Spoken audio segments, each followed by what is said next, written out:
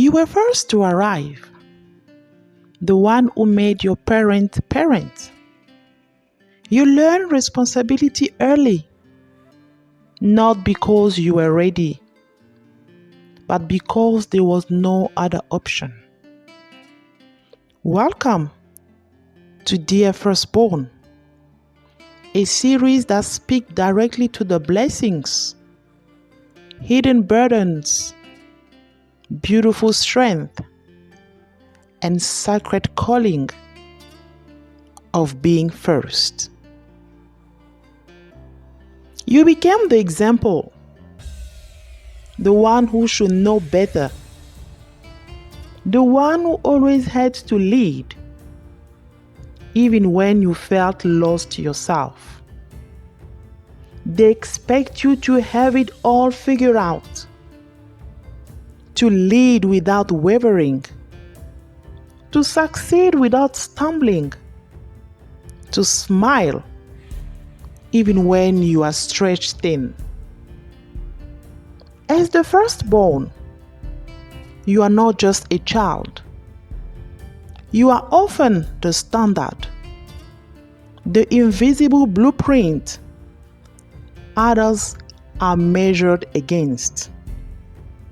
And that pressure, it's quiet but heavy. You are expected to be strong, wise, responsible, always. But who checks on you? Who reminds you that it's okay not to have all the answers? That you are allowed to rest too. The world often forgets that the strong one needs support too. There is a pressure you carry, one that nobody had handed you, but somehow it became yours.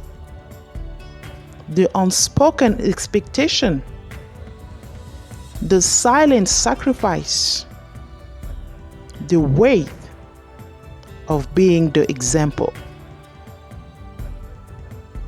From the start, you were told, sometimes in words, often in silence, that you had to be strong, be responsible, help out, set an example. So you worked hard. You stayed up late. You tried to please everyone. And you thought, if I succeed, maybe everyone else will be okay too. But even in the midst of all that pressure, there are blessings. Because being the firstborn also means being chosen to go ahead, to lead, and to pave the way. God often calls the first for a reason. In the Bible, we see how the firstborn carry a special blessing and spiritual significance. Deuteronomy 21:17 says, "He shall acknowledge the firstborn by giving him a double portion of all he has. For he is the beginning of his strength." You are the beginning of strength in your family. You are a trailblazer. You are a builder. You are a legacy carrier. There is a sacred weight to your role, not just pressure, but purpose. Not just duty, but destiny.